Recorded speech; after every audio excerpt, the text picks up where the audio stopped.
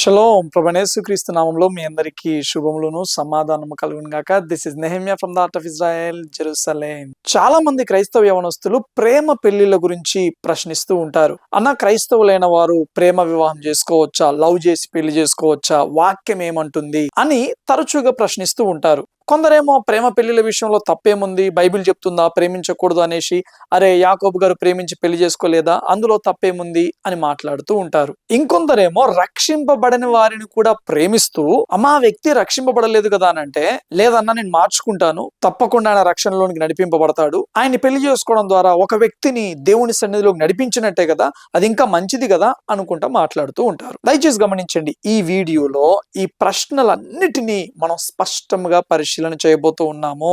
క్రైస్తవులు ప్రేమ వివాహాలు చేసుకోవచ్చా, చేసుకోకూడదా, స్పష్టంగా పరిశీలన చేద్దాము. అంతేకాదు, నిన్నటి రోజు నేను తీర్పు తీర్చకూడదు అన్న అంశాన్ని చాలా స్పష్టంగా లేఖనాల వెలుగులో వివరించడం జరిగింది. తీర్పు తీర్చకూడదు అనే యేసుక్రీస్తు ప్రభువు వారు అన్న మాట యొక్క అసలైన ఉద్దేశం ఏమిటి, అర్థం ఏంటి అని వాక్య రుజువులతోటి ఎక్స్ప్లెయిన్ చేయడం జరిగింది. ఆ వచనాన్ని చాలా మంది మిస్అండర్స్టాండ్ చేసుకుంటూ ఉన్నారు కాబట్టి ఆ వచనం యొక్క అసలైన అర్థాన్ని తెలుసుకోవడానికి తప్పకుండా ఆ వీడియోను కూడా మీరు వీక్షించవలసిందిగా మనవి చేస్తూ ఉన్నాను. ఓకే, ఆలస్యం చేయకుండా let's get into the topic. క్రైస్తవులు ప్రేమ వివాహాలు, క్రైస్తవులైన వారు ప్రేమ వివాహాలు చేసుకోవచ్చా అని అడిగే యవనస్తులను నేను అస్సలు తప్పు పట్టడం లేదు. ఎందుకు అనంటే అది చాలా చాలా వ్యాలిడ్ క్వశ్చన్, చాలా ప్రాముఖ్యమైన ప్రశ్న. ఎందుకు అనంటే ప్రాక్టికల్ గా ఎక్కడో ఒక దగ్గర ఏదో ఒక సమయంలో ఆ సందర్భాన్ని మనం ఎదుర్కొంటాం. కాబట్టి ఆ ప్రశ్నను లేఖనాల వెలుగులో పరిశీలించి వాక్యానుసారమైన జవాబును పొందుకోవడం చాలా చాలా ప్రాముఖ్యం. ఈ ప్రశ్నకు జవాబు తెలుసుకోవడానికంటే ముందుగా క్రైస్తవ వివాహంలో దేవుని యొక్క ఉద్దేశం ఏమిటి అనేది మనం పరిశీలన చేయాలి. క్రైస్తవ వివాహంలో దేవుని యొక్క ఉద్దేశం ఏమిటి అంటే, మొట్టమొదటిగా ఇరువురు దేవుడి పోలికలోకి మార్చబడము.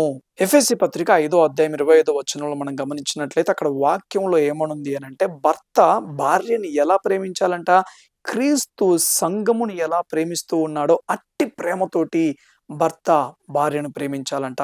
ఇది చాలా చాలా కష్టం, మాటలతో చెప్పడానికి ఈజీ గాని ప్రాక్టికల్ గా వచ్చే వరకు అట్టి ప్రేమతో ప్రేమించడం అనేది చాలా కష్టం.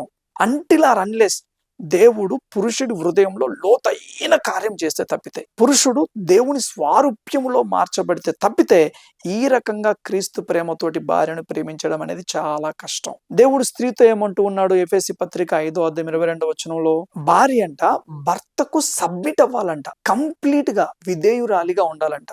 సంఘము శిరసైన క్రీస్తుకు సమర్పించుకున్నట్టుగా, క్రీస్తుకు విధేయత చూపుతున్నట్టుగా భార్య భర్తకు ఆ రకంగా సబ్మిట్ అవ్వాలంట. ఇది భార్యకు కూడా చాలా చాలా కష్టము, స్త్రీలకు చాలా కష్టం. ఎందుకు అనంటే బై నేచర్ స్త్రీలలో ఒక స్వభావం ఉంటది. ఏంటి ఆ స్వభావం అనంటే, పురుషుని మీద ఆధిపత్యం చేసే స్వభావము వారికి న్యాచురల్ గా ఉంటది. ఆది కాండము 3వ అధ్యాయం 16వ వచనంలో అవతో ఉంటుంటాడు దేవుడు, ఇదిగో నీకు పురుషుని మీద వాంఛ కలుగును, అతడు నిన్ను ఏలును అని అంటాడు. వాంఛ కలుగును, కోరిక కలుగును అనంటే ఇదేదో లైంగిక పరమైన కోరిక కాదు గాని, పురుషుని ఏలాలి అన్న కోరిక, పురుషుని మీద పెత్తనము చేయాలి అన్న కోరిక. నువ్వు ఆ కోరికను కలిగి ఉంటావు, కానీ అతడు నిన్ను ఏలుతాడు అని దేవుడు చెబుతూ ఉన్నాడు. సో ఈ రకంగా ఇంపర్ఫెక్ట్ గా ఉన్న ఇద్దరు ఒక మ్యారేజ్ వ్యవస్థలోకి అడుగుపెట్టినప్పుడు ఏం జరుగుతాయంటే, నెమ్మది నెమ్మదిగా వారి బలహీనతలు బయటపడతా ఉంటుంటాయి. గుర్తుపెట్టుకోండి, వివాహంలో పర్ఫెక్ట్ వైఫ్, పర్ఫెక్ట్ హస్బెండ్ ఎవ్వరు ఉండరు. వారు ఎంత పెద్ద పాస్టర్ అయినా కానీ, ఎంత ఆత్మపూర్ణులైనా కానీ, వివాహ వ్యవస్థ వచ్చినప్పుడు వారి బలహీనతలు బయటపడతాయి, ఈగోలు బయటపడతాయి, పంతాలు బయటపడతాయి, చిరాకులు, పరాకులు, కోపాలు ఇవన్నీ బయటపడుతూ ఉంటాయి. అయితే దేవుడు ఏం చేస్తాడంటే, ఒకరి బలహీనతల ద్వారా ఇంకొకరిని పర్ఫెక్ట్ చేస్తూ ఉంటుంటాడు. ఒకరి బలహీనతల ద్వారా ఒకరిని చెక్కుతూ ఉంటాడు అన్నట్టు. ఈ ఫ్రస్ట్రేషన్లని, చిరాకులను, పరాకులను, కోపాలను, పంతాలను వీటన్నిటిని భరిస్తూ, వీటన్నిటి మధ్యలో ఒకరిని ఒకరు బలపరుచుకుంటూ, ఒకరిని ఒకరు చెక్కుకుంటూ, వీటన్నిటి మధ్యలో ఇద్దరు కలిసి ప్రార్థన చేస్తూ, దేవుని సహాయాన్ని కోరుతూ, ఈ బలహీనతలన్నిటి మధ్యలో ఒకరినొకరు ప్రేమించుకుంటూ క్రీస్తు పోలికలోకి మార్చబడమే దేవుడి ప్రధాన ఉద్దేశం. దీని గురించి నేను మరొక వీడియోలో చాలా స్పష్టంగా చాలా లోతుగా ఎక్స్ప్లెయిన్ చేస్తాను. ఇది చాలా చాలా ప్రాముఖ్యమైన అంశము. ఇది తెలవకపోవడం వల్లనే చాలా మంది చిన్న చిన్న వాటికి కూడా పంతాలకు పోయి విడాకులు తీసుకొని కుటుంబాలను నాశనం చేసుకుంటూ ఉన్నారు. ఓకే, ఇప్పుడు రెండవ కారణం, వివాహంలో దేవుని యొక్క రెండవ ఉద్దేశం ఏంటి అని అంటే దైవికమైన సంతానం. మలాకి గ్రంథము 2వ అధ్యాయం 15వ వచనంలో ఉంటది. అక్కడ ఏముంటదంటే వివాహము ద్వారా గాడ్లీ ఆఫ్ స్ప్రింగ్ తీసుకొని రావాలంట, దైవికమైన సంతానాన్ని తీసుకొని రావాలంట. ఇంగ్లీష్ లో చదవండి ఆ వచనాన్ని, మీకు స్పష్టంగా అర్థమవుతుంది. మొదటి ఉద్దేశము ఇరువురు కలిసి దేవుని పోలికలోకి మార్చబడము. అటు తర్వాత రెండవ ఉద్దేశము దైవిక సంతానాన్ని తీసుకుని రావడము. ఆదికాండము 2వ అధ్యాయం 15వ వచనాన్ని మనం గమనించినట్లయితే, మరియు దేవుడైన యెహోవా నరుని తీసుకొని ఏదెను తోటను సేద్యపరచుటకును దాని కాచుటకును దానిలో ఉంచెను. ఆదాం ఏం చేసినాడంట? ఏదెను తోటను సేద్యపరచడానికి, దానిని కాయడానికి నియమించాడంట. అటు తర్వాత దేవుడు అవ్వగారిని సృష్టించాడు. అవ్వగారిని ఎందుకు సృష్టించాడు అనంటే, ఈ రకంగా ఏదెను తోటను సేద్యపరుస్తూ కాస్తూ ఉన్న ఆదాము గారికి సహకారిగా ఉండడానికి. 18వ వచనంలో చూస్తాము, సాటి అయిన సహాయముగా దేవుడు అవ్వను సృష్టించాడంట. దయచేసి గమనించండి, వివాహంలో దేవుని యొక్క ఉద్దేశం ఏమిటి అనంటే ఇరువురు కలిసి దేవుడి తోటలో పని చెయ్యాలి, దేవుని రాజ్యము కొరకు, దేవుడి చిత్తము కొరకు పని చెయ్యాలి. అన్యుల వల్లే మనం పెళ్లి చేసుకున్నాము, ఓకే మంచిగా నువ్వు జాబ్ చేస్తున్నావు, నేను జాబ్ చేస్తున్నా, పిల్లల్ని కంటారు, పిల్లల్ని చదివించుకుంటూ పోతూ ఉంటారు, వాళ్ళు పెద్దగా అవుతారు, వాళ్ళ పెళ్లిళ్ళు చేస్తారు. ఇది కాదు క్రైస్తవ వివాహం అంటే. క్రైస్తవ వివాహం అంటే ఏంటి అని అంటే ప్రధానముగా ఇరువురు కలిసి దేవుడి తోటలో పని చేయాలి, ఇరువురి ఎడల దేవుడు కలిగి ఉన్న ప్రణాళికను నెరవేర్చాలి, ఇరువురు కలిసి దేవుని చిత్తాన్ని నెరవేర్చాలి, దేవుని రాజ్యములో ఒక పాత్రలుగా వాడబడాలి. అది దేవుడి యొక్క ప్రధానమైన ఉద్దేశం. అందులో పురుషుడిని దేవుడు ముందుకు నడిపిస్తూ ఉన్నప్పుడు ఆ పురుషుడికి సహకారిగా స్త్రీ ఉండాలి. ఇది దేవుడి ఉద్దేశం. అందుకొరకు వివాహం చేసుకోవాలా. అందుకే వివాహము చేసుకోవడానికంటే ముందే పురుషుడు ఏమని ఆలోచించాలంటే, అవును ప్రభువా, నేను ఏ తోటలో పని చేయాలి, నీవు నా కొరకు ఏర్పరిచిన ఉద్దేశం ఏమిటి, అసలు నా ఎడల నీ చిత్తం ఏంటి, నీ ప్రణాళిక ఏంటి అని పురుషుడు దేవుడి దగ్గర కనిపెట్టాలి, స్త్రీ కూడా కనిపెట్టాలి. ఎటువంటి వ్యక్తికి నేను సహకారిగా ఉండాలి దేవా అని ప్రార్థన చేయాలి, ఎటువంటి దర్శనము కలిగి ఉన్న వ్యక్తికి నేను సహకారిగా ఉండాలి దేవా అని స్త్రీ కూడా ప్రార్థనలో కనిపెట్టాలి. అప్పుడు దేవుడు ఏం చేస్తాడంటే, పురుషుడికి దేవుడు తన చిత్తాన్ని, తన ప్రణాళికను ఆ వ్యక్తి తల్లి గర్భంలో రూపింపబడక మునిపే అతని ఎడల దేవుడు ఎటువంటి ప్రణాళికను కలిగి ఉన్నాడో ఆ ప్రణాళికను బయలుపరుస్తాడు. అప్పుడు దేవుడు ఈ పురుషుడి ఎడల కలిగి ఉన్న ప్రణాళికకు సహకారిగా ఉండే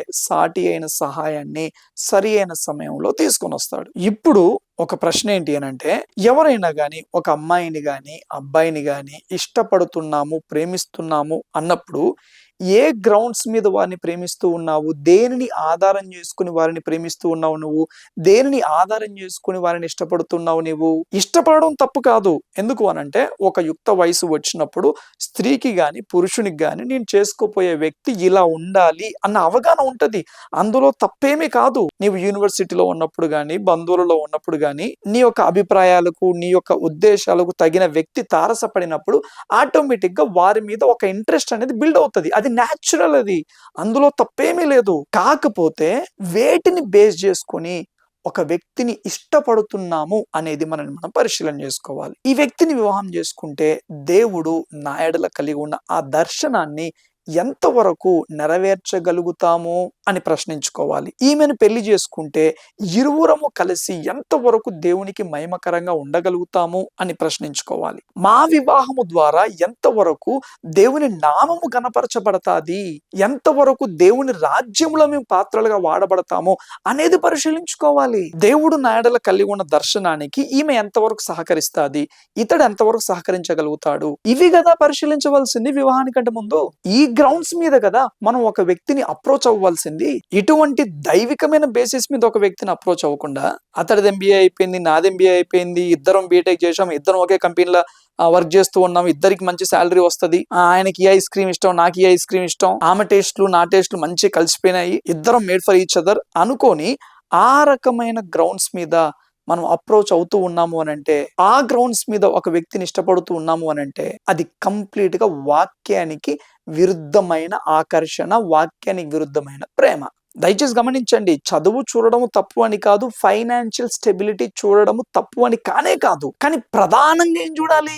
ఆత్మీయత ఎలా ఉంది? ఇద్దరం కలిసి దేవుని కొరకు ఎంతవరకు నిలబడగలుగుతాము? ఇద్దరం కలిసి దేవుడి చిత్తాన్ని ఎంతవరకు నెరవేర్చగలుగుతాము? దేవుడు ఇరువురికి ఇచ్చిన ఆ దర్శనంలో ఇద్దరం ఎంతవరకు నమ్మకంగా ఉండగలుగుతాం అనేది వాటిని పరిశీలించాలి. గాని ఈ భౌతికమైన అంశాల మీద వివాహ వ్యవస్థను కనుక కట్టుకున్నట్లయితే, ఈ భౌతికమైన అంశాలను బట్టి ఒక వ్యక్తి ఎడల మనం ప్రేమను కలిగి ఉన్నట్లయితే అది వాక్యానికి విరుద్ధమైన ప్రేమ. దయచేసి గమనించండి, క్రైస్తవులు ప్రేమ వివాహము చేసుకోవచ్చా అని అడిగే యవనస్తులకు సూటికి ఒకే ప్రశ్న. ఒక అమ్మాయిని ప్రేమిస్తున్నావు, ఒక అబ్బాయిని ప్రేమిస్తున్నావు. ప్రేమించడానికంటే ముందు దేన్ని బట్టి ప్రేమిస్తున్నావు అనేది నిన్ను నీవు హార్ట్ఫుల్ గా పరిశీలన చేసుకో. దాన్ని బట్టి అర్థమైపోతుంది నీవు ప్రేమిస్తుంది అది వాక్యానికి విరుద్ధమా కాదా అనేసి. ఇంకో మాట ఏంటి అని అంటే, ప్రేమించవచ్చా ప్రేమించకూడదా అని అడిగేవారు ఎంతమంది ఒక అమ్మాయిని గాని అబ్బాయిని గాని ఇష్టపడ్డాక, దేవా ఈ అబ్బాయి గాని ఈ అమ్మాయి గాని నీ చిత్తమా కాదా అని ఎంతమంది అడుగుతున్నారు చెప్పండి. నేను చాలా మంది యవనస్తులతోటి ఇదే అడుగుతాను. పలానా అమ్మాయిని ఇష్టపడుతున్నాము, పలానా అబ్బాయిని ఇష్టపడుతున్నాము అని అంటే, వారి గురించి ప్రార్థనలో పెట్టావా? 95% వరకు సైలెంట్ గా ఉంటది ఆన్సర్. ఎందుకు? ప్రార్థన చేస్తే దేవుడి చిత్తం కాకపోతే, ఫస్ట్ ఆఫ్ ఆల్ దేవుడి చిత్తమా కాదా అని కూడా అడగలేరు. ఎందుకు అనంటే అంత ఇష్టపడుతున్నారు కాబట్టి. ఎంత ఇష్టపడుతున్నారంటే, దేవా నీ చిత్తమా కాదా అని అడగలేనంత ఎక్కువగా ఇష్టపడుతుంటారు ఆ వ్యక్తిని. ఇప్పుడు చెప్పండి, అది ఆత్మానుసారమైన ప్రేమనా, కేవలము ఆకర్షణతో కూడిన వ్యామోహముతో కూడిన శరీరానుసారమైన ప్రేమనా? కొంతమంది పైకి మాత్రమే దేవా నీ చిత్తమైతే ఈ అమ్మాయి ఈ అబ్బాయి అని కొంతమంది యవనస్తులు ప్రేర్ చేస్తూ ఉంటారు. కానీ హార్ట్ మొత్తం వాళ్ళే ఉంటారు. ఎంతగా అంటే, అరే బాబు ఆ అమ్మాయి నీకు సెట్ కాదు, ఆ అబ్బాయి నీకు సెట్ కాదు అని దేవుడు చెప్పినా గాని గ్రహించలేనంత. దయచేసి గమనించండి, యూనివర్సిటీలో ఉన్నప్పుడు కానీ, ఇంకా చదువైపోయి జాబ్ చేసుకునే టైంలో కావచ్చు, ఇంకా పెళ్లి చేసుకునే టైంలో కావచ్చు, ఈ రకంగా దైవికమైన అంశాలు కలిగిన ఆ లక్షణాలు కలిగిన అమ్మాయి గాని అబ్బాయి గాని మీకు తారసపడినప్పుడు ఆటోమేటిక్ గా ఒక ఇంట్రెస్ట్ అనేది పుట్టిద్ది. అప్పుడు ఏం చేయాలి అని అంటే, వారిని మనం ప్రార్థనలో పెట్టి దేవాన్ని చిత్తమా కాదా అని దేవుని యొక్క చిత్తం కొరకు కనిపెట్టి అప్పుడు మనం ముందు ప్రొసీడ్ అవ్వాలి. మీరు అనుకోవచ్చు, కొంతమంది ఏమంటారంటే, అన్న ఇప్పుడు ప్రేమ ఎప్పుడైనా పుట్టొచ్చు కదన్నా, అది జాబ్ లో అయితేనేమి యూనివర్సిటీలో అయితేనేమి ఎప్పుడైనా పుట్టొచ్చు కదా అని అంటే, దయచేసి గుర్తుపెట్టుకోండి, ప్రేమ ఎప్పుడైనా పుట్టొచ్చు అనేది సినిమా ప్రేమలు, వాక్యానుసారమైన ప్రేమలు కాదు. వాక్యానుసారమైన ప్రేమ, వాక్యానుసారమైన ఆకర్షణ అనేది ఆ సమయం వచ్చినప్పుడే కలిగిద్ది. అంతేగాని ఇంటర్లో ఉన్నప్పుడు, స్కూల్స్ లో ఉన్నప్పుడు ఈ నిబ్బా నిబ్బి వేషాలన్నీ లోకానుసారమైన వేషాలు, లస్ట్ తో కూడుకున్న వేషాలు. అవి ఆకర్షణ ఉంటది, కానీ ఆకర్షణను నియంత్రించుకోవడమే ఆత్మఫలం.